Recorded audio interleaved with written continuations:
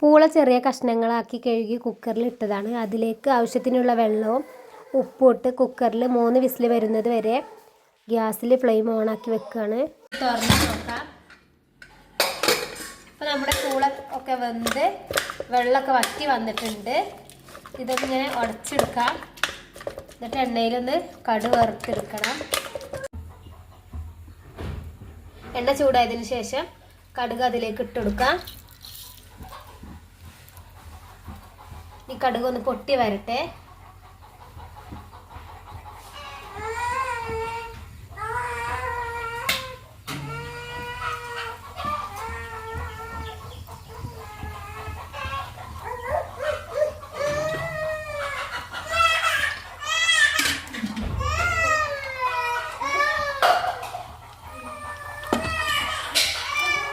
അപ്പോൾ നമ്മുടെ കടുക് പൊട്ടി തുടങ്ങി. ഇനി അതിലേക്ക് കറിവേപ്പില ഇട്ട് കൊടുക്കാം.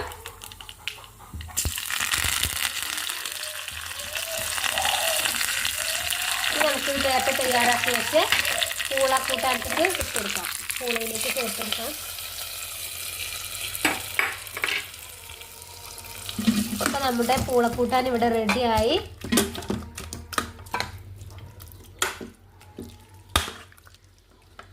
ഒരുപോലെ ഒന്ന് ഇളക്കി കൊടുത്തിട്ട് നമുക്കിത് അടച്ചു വെക്കാം. ഉപ്പും മഞ്ഞളും ഇട്ട് ബോട്ടി കുക്കറിൽ വെച്ചതാണ്. ഇതിനി 9 വിസിൽ വരുന്നത് വരെ കുക്കറിൽ ഇരിക്കട്ടെ. അപ്പോഴാണ് നമ്മുടെ ബോട്ടി നല്ല പോലെ വെന്ത് കിട്ടുക. ഈ ടൈമിൽ നമുക്ക് കുറച്ച് വല്ലുള്ളി, ചെറുള്ളി, 2 വല്ലുള്ളി, കുറച്ച് ചെറുള്ളി, വെളുത്തുള്ളി വലിയ ഇല്ല ആയതുകൊണ്ട് 2 എണ്ണം മാത്രമാണ് എടുത്തിട്ടുള്ളത്. ഇതൊന്ന് തൊലി കളഞ്ഞ് പേസ്റ്റ് ആക്കി എടുക്കേണ്ടതുണ്ട്. നമുക്ക് മസാലയിലേക്ക് വേണ്ടിയിട്ടാണ്. ബോട്ടി നമ്മൾ കഴുകി വൃത്തിയാക്കി ഉപ്പും മഞ്ഞളും ഇട്ട് 9 വിസിലിന് ശേഷം ഫ്ലെയിം ഓഫാക്കി വെച്ചതാണ്. ഇപ്പോൾ നമ്മുടെ ബോട്ടി നല്ല പോലെ കഷ്ണങ്ങളൊക്കെ വെന്ത് വന്നിട്ടുണ്ട്. ഇനി നമുക്ക് ആ വെള്ളത്തിൽ നിന്ന് ഒന്ന് ഊറ്റിയെടുക്കണം. ആ വെള്ളം നമ്മൾ എടുക്കണില്ല. കാരണം അതിൻ്റെ നെയ്യും പിന്നെ ആ സ്മെല്ലൊക്കെ മാറി കിട്ടണമെങ്കിൽ നമ്മൾ ആ വെള്ളം എടുക്കാൻ പറ്റില്ല. നമ്മളതുകൊണ്ട് ആ വെള്ളം എടുക്കണില്ല. വേറെ വെള്ളം ചേർത്തെടുക്കുകയാണ് ചെയ്യണത്. മുഴുവനായും നമുക്കൊരു പാത്രത്തിലേക്ക് കോരി മാറ്റാം. ബോട്ടി നമ്മൾ ആ വെള്ളത്തിൽ നിന്ന് കോരി എടുത്തിട്ടുണ്ട്. ഇനി നമുക്ക് ഒരു ചട്ടി ഗ്യാസിൽ വെക്കണം. മസാല റെഡിയാക്കാൻ വേണ്ടിയിട്ടാണ്. ചട്ടി ഒന്ന് ചൂടായി വരട്ടെ.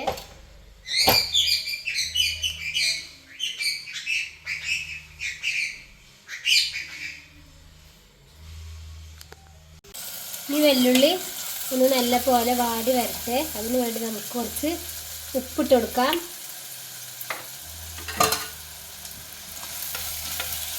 ഒന്ന് ഇളക്കി കൊടുത്തിട്ട് അടച്ച് വെക്കാം. ഇനി നമ്മുടെ ഉള്ളി നല്ല പോലെ ഒന്ന് വാടി ബ്രൗൺ കളറായി വരട്ടെ. ഇതൊന്ന് അടച്ച് വെക്കാം.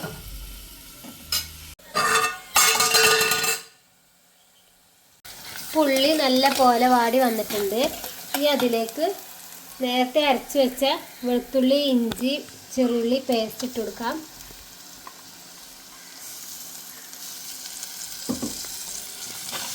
ഇതിൻ്റെ പച്ചമണം ഒന്ന് പോയി കിട്ടട്ടെ. അതോളം ഇങ്ങനെ ഇളക്കി കൊടുക്കാം.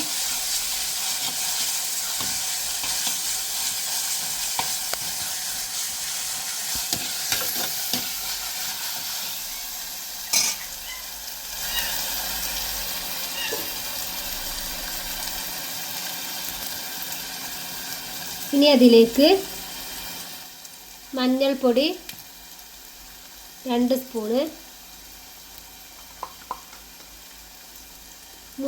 മല്ലിപ്പൊടി ഒരു 3 സ്പൂണ്, മുളക് പൊടി 1 സ്പൂണ്. ഇനി കുറച്ച്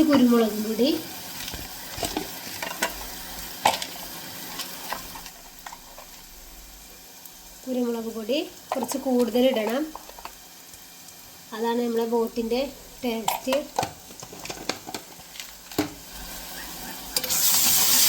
എരിവ് കുറവ് വേണ്ടവർ മുളകും പൊടി ഒഴിവാക്കാം. അവർക്ക് മുളകും പൊടി ഇടേണ്ട ആവശ്യമില്ല. നന്നായി ഇളക്കി കൊടുക്കാം.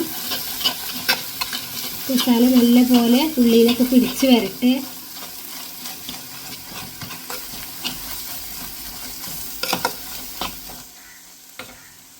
ഉള്ളി മസാലയൊക്കെ ഒന്ന് വാടി അതിലേക്ക് പിടിച്ച് വരുന്നുണ്ട്. ഇനി അതിലേക്ക് ആവശ്യത്തിനുള്ള ഉപ്പിട്ട് കൊടുക്കാം.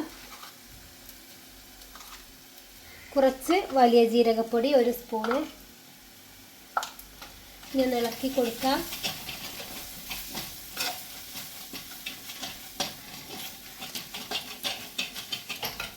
ഇനി ആവശ്യത്തിനുള്ള വെള്ളം ഒഴിച്ചു കൊടുക്കാം.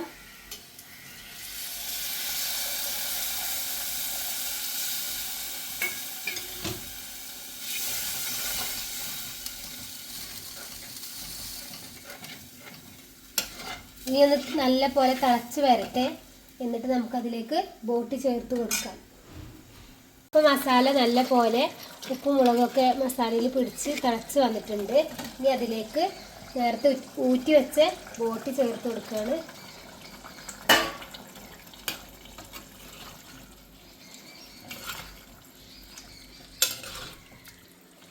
ഇനി ഈ ബോട്ടിയിൽ ഈ മസാല നല്ല പോലെ പിടിക്കണം. ഇനി ഇതിലേക്ക് കുറച്ച് കുരുമുളക് പൊടി ഇട്ട് കൊടുക്കാം.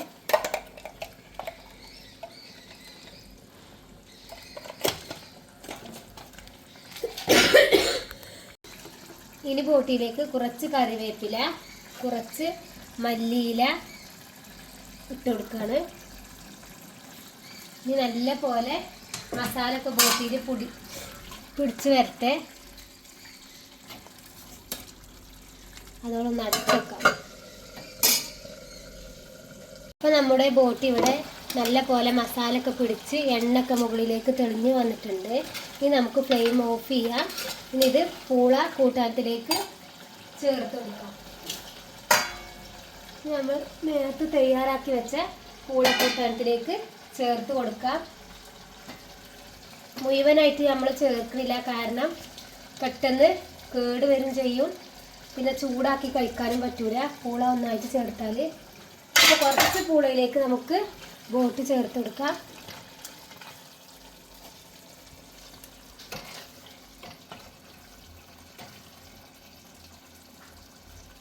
നമ്മുടെ ബോട്ടിയും പൂളിയും ഇവിടെ റെഡി ആയി കിട്ടിയിട്ടുണ്ട്.